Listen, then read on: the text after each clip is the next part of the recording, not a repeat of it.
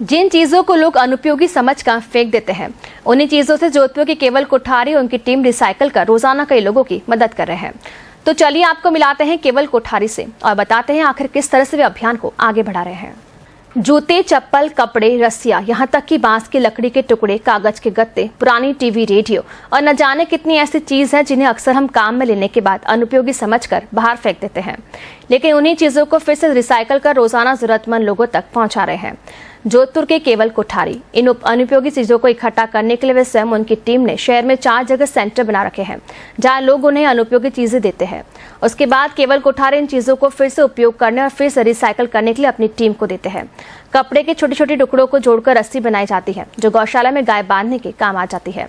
जो जूते जो थोड़े बहुत टूट चुके हैं उन्हें वापस रिपेयर करवा जाता है, और जिन पाँव में चप्पल नहीं है उन्हें जूते उपलब्ध करवा जाते हैं, और वो भी पूरी तरीके से निःशुल्क। एक कांच फूटने पर हम चश्मा फेंक देते हैं, उन चश्मों को भी ये टीम फिर से रिसाइकल्ड कर उसमें नए कांच लगाकर उन लोगों को देती है जिन्हें चश्मे की आवश्यकता है।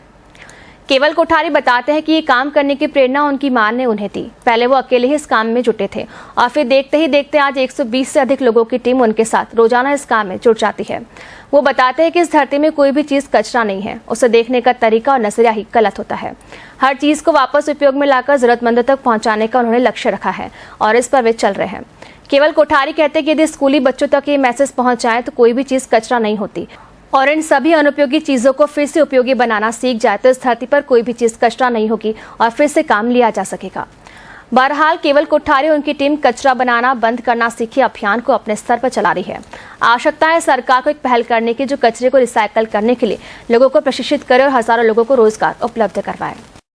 हम लोग घरों में बचे हुए सामान को इकट्ठा करते हैं, मतलब कचरा बनाना बंद करना सीखे अभियान चला रहे हैं, जिसके अंदर हम लोग घरों में से जो अनुपयोगी सामान होता है उसको इकट्ठा करते हैं और उसको जैसे सामान आ गया उसको पहले सेग्रीगेशन करेंगे और जो जहाँ जरूरत है वहाँ तक इसको फ्री में पहुँचाएंगे। और वो जो रस्सी है ना, वो भामाशाह उसको ना गौशाला के अंदर दान कर देते हैं। तो रिसाइकलिंग करते हैं और उसको उपयोग, मतलब उसका जो चीज़ जहाँ आती है ना, जैसा कुछ भी आ गया, मेडिकल इक्विपमेंट्स आ गए तो मेडिकल इक्विपमेंट्स को एक सेंटर बना रखा है, वहाँ पे मेडिकल इक्विपमेंट्स को भेज देंगे। दवाई आ गई तो हॉस्पिटल में चली जाएगी, जो सामाजिक संस्थाएं हैं।